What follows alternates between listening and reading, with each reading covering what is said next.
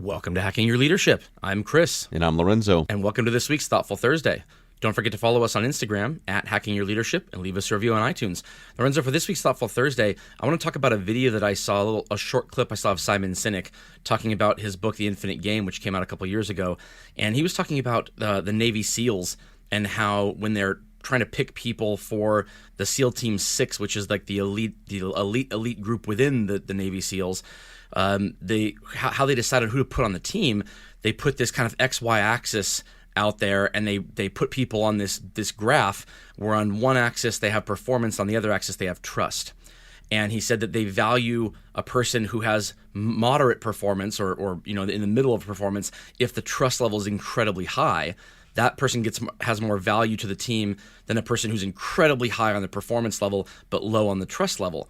And that's obvious to me. That's like, okay, that makes sense. You want to be able to trust your team members when you are in a life or death situation.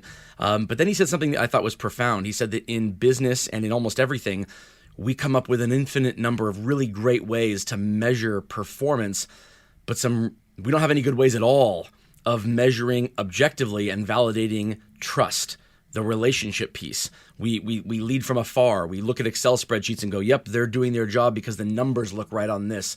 But how do you know whether or not you have either toxic people there or people who shouldn't be there? They don't have the trust of their team, but they just happen to perform really well, and therefore they continue going. I think it's a really important thing to talk about because again, he's right. We don't test for this in a lot of business and in a lot of settings because we just don't know how to do it well. No, I think it's a great point, and it's one of those times where, like, you make a survey, it says like, hey, are you trustworthy?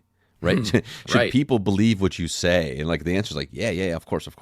But the only true test to that is spending time with your people and being in a place where you can observe it personally, where you can collect data and see information from how they interact with other people, when you can ask people questions that are open-ended that allow them to express to you who are those that they feel the most about. So as an example, this is something that I would do. And so when we talk about like, how do you test for this? Well, if I was talking to you about a team and maybe I'm a leader of leaders and you're on the team, I say, hey, Chris, you're doing some great work. I really appreciate, the hard work you've been doing, your performance. Like just side note, like from a leadership standpoint, like if you think about our team, like who are the leaders that you go to the most? Who are the ones that you trust with helping you with your career and your development? Right? And then I just shut up and listen. and you're going to tell me who you think and why. And that allows me to gather another data point of information beyond what I've observed in touch bases, conversations, meetings, things like that. But these are ways where you can actually go and validate whether or not these things are happening. Now, it feels very different if I say, hey, Chris, tell me about Lorenzo, your manager. Is he trustworthy? Does he, like, that's not what you want to do in this situation. Right. You just want to have the simple, open questions that allow for somebody to talk about how they feel without any caveat or preface to the individual or what's going on. And then also paying attention for who's not named or who is never named, whose names never come up in these conversations should also be a way for you to collect a data point to question it and to maybe dig a little bit deeper to find out. Where I see problems here in this and where I see a lot of issues occur is in this idea of leading from afar. And so if you think about like a multi-unit manager or a leader of leaders where you're not necessarily around the people who report to you all day long, you have conference calls and maybe you get together periodically, but on a daily basis you just don't have the in-person visibility to what's going on. It becomes much harder to validate these things. If you are, let's say, a general manager of a place and you are around your people, you know whether the numbers on paper are representative of actual good behavior that is happening and whether the people are trustworthy or not. You kind of just if you don't have visibility there, if you don't really answer that, you're not paying attention if you're in the same building. But if you're not in the same building, I think there's a tendency to put your focus into places where it looks like the numbers need your focus. And so if you have, 10 different people reporting to you from 10 different locations, and you're looking at it and you go, okay, well, these 4 people, the numbers are great, so we're just going to leave them alone. And I'm going to focus on these places where the Excel spreadsheet's telling me there might be a problem and put all my time and effort there. And in actuality, what that does is it sets up scenarios where people who have that high performance but low trust are allowed to like kind of just fly under the radar and keep doing what they're doing. And that can eat away at the culture of an organization faster than just the blaring lack of performance you see on the Excel spreadsheet. So what I want to ask you, Lorenzo, is in situations where you have found this happening, how do you make sure that you are, being really intentional about validating that the trust is there when the numbers are telling you just move along here, nothing to see, everything's great, put your time and effort into a place where they really need your help. But first, I want to give it up to a word from a sponsor.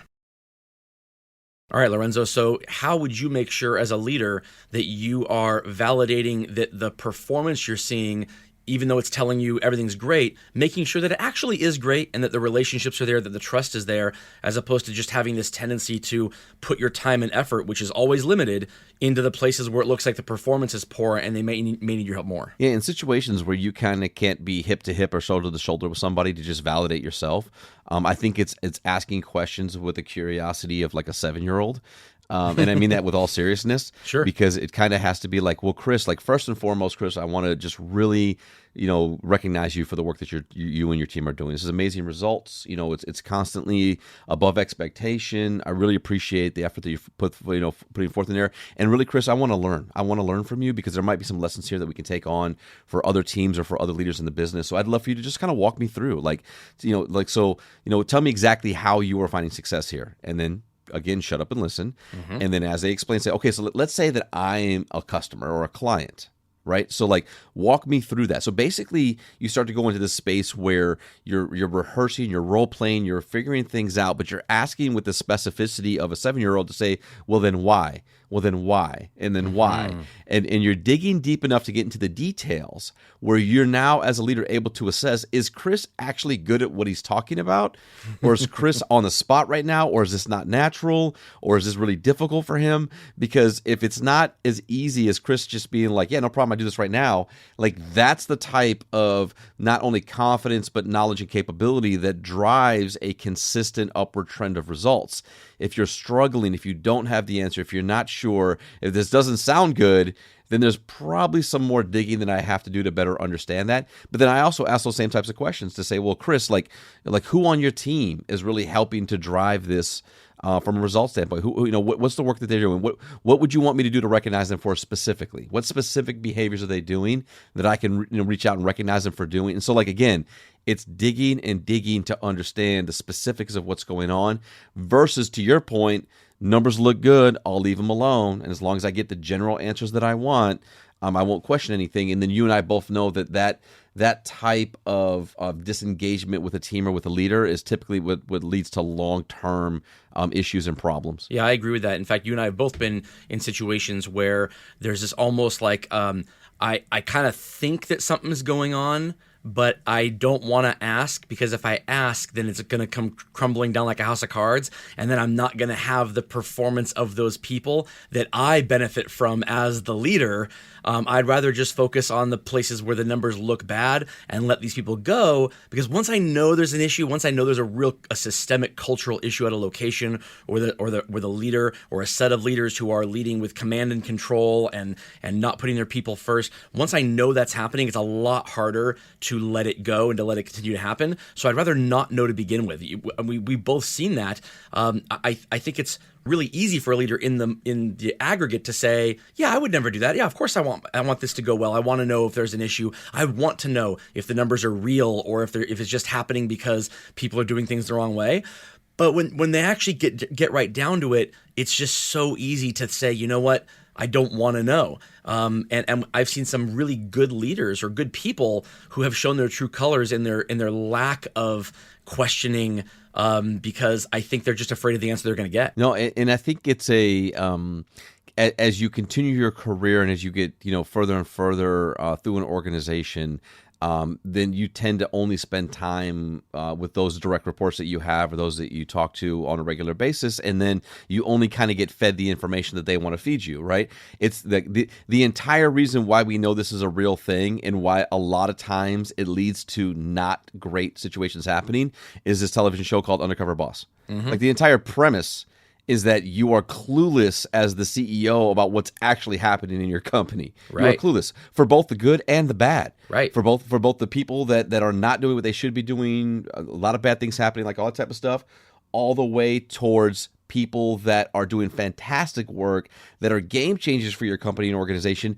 that you don't even know their name because you've not spent time there. So I think as a leader, it's so imperative that either you do it physically or you do it in dialogue and conversation, where you are talking to people at multiple levels and you're looking for validation and alignment and consistency, and you're asking the same questions to understand what are the themes that are either really helping your culture to build it where you want to be or potentially destroying it under your own nose. Yeah, I think one of the things that this kind of just brings to mind here, kind of an important takeaway, and it's unfortunate that a lot of people listening right now, they don't necessarily have control over this in terms of what the policies are of their organization. They're just kind of executing. But if you do have control over this, the number of direct reports that you have is very important. There can be a tendency for a lot of organizations to say, all right, we're going to streamline, we're going to get rid of this layer of leadership, we're going to, this person has 6 direct reports, but you can see an Excel spreadsheet what the numbers look like for 20 direct reports, and then put your time and effort into focusing on the places where